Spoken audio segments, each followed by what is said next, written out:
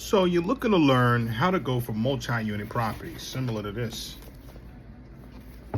This book, Buying and Selling Apartment Multi-Unit Properties, is the only way to go. In this video, we're going to discuss how to do just that, how to go for large deals, even as a beginner, even with no money.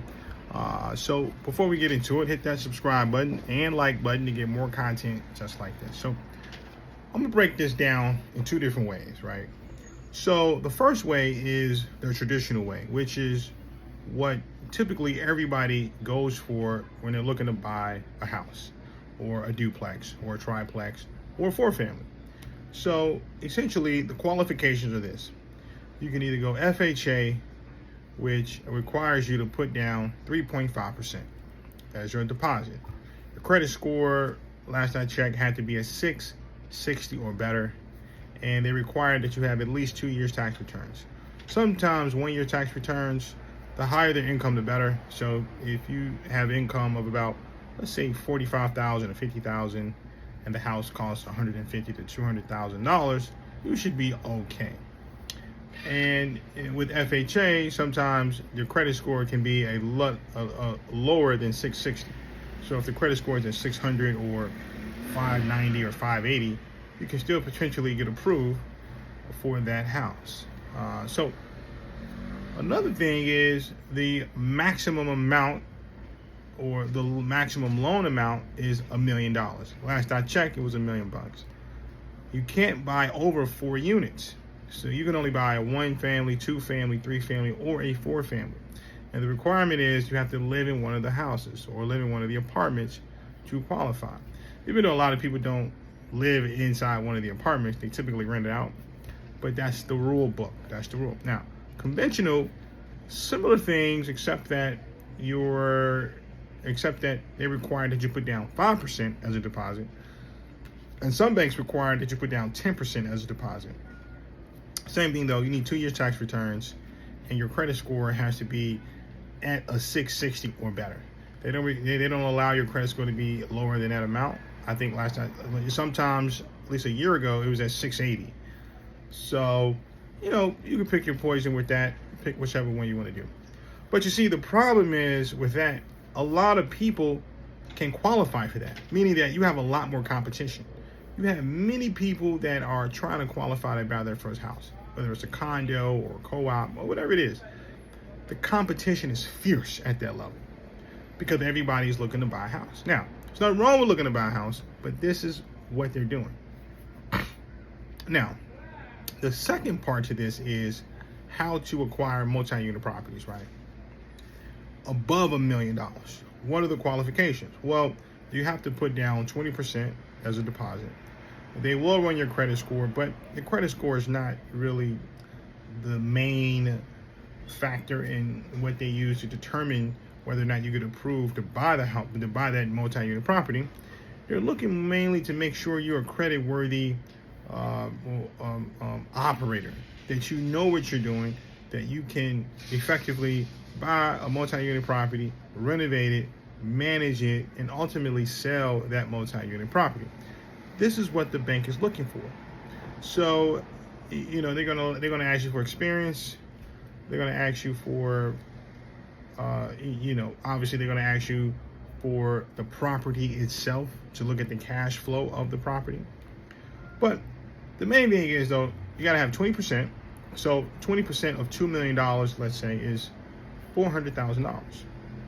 A lot of people ain't got $400,000 to put down as a deposit to buy a property. So this is the requirements.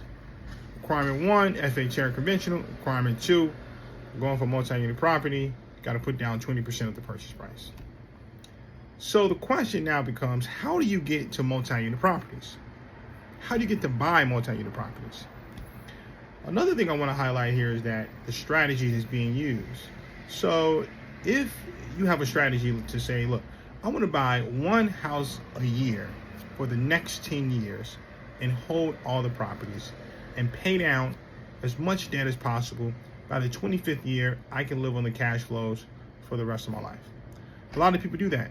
Now, when you look at this on an Excel spreadsheet, right, the most amount of money you're going to make over that 25-year period, it's going to be like $2.5 million.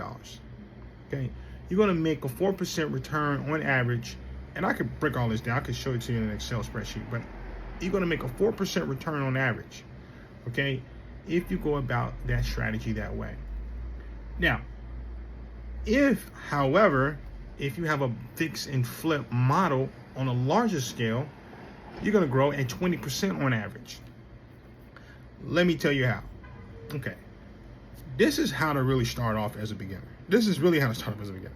You find a home that's worth $100,000, $100,000, maybe $125,000, that you can sell for $200,000, maybe $250,000, $250,000. And what you do is you put down 20%. 20% of $100,000 is what? It's $20,000. You look for a home that don't need a lot of work. So let's say the home need only $20,000 worth of work. So you're all in at $120,000. Your objective is to flip it for $160,000 at least. So you want to make double your money on every flip. So if you put in 20, you want to make 40. If you put in 50, you want to make 50. So this is the goal. So after you renovate that house, you sell it, you're going to have $40,000 to play with. That $40,000 is 20% of the next purchase price for yourself. So let's do some basic calculations here. So you got 40, let me see, 40, 80, 120, 160. So now your next purchase price is going to be 160.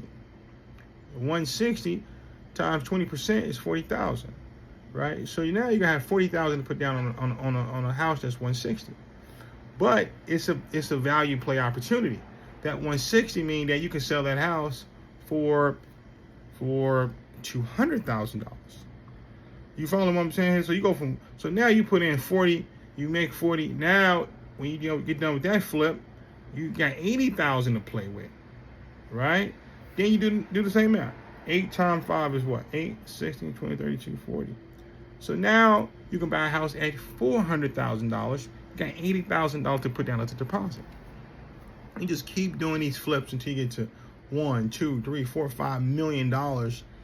And then from there, the return may not be 20%. You may look for homes just 15%. Now, I mean, this strategy is extensive. You gotta, study it. You gotta understand how to add value when you buy multi-unit properties. But this is the mindset to have, right?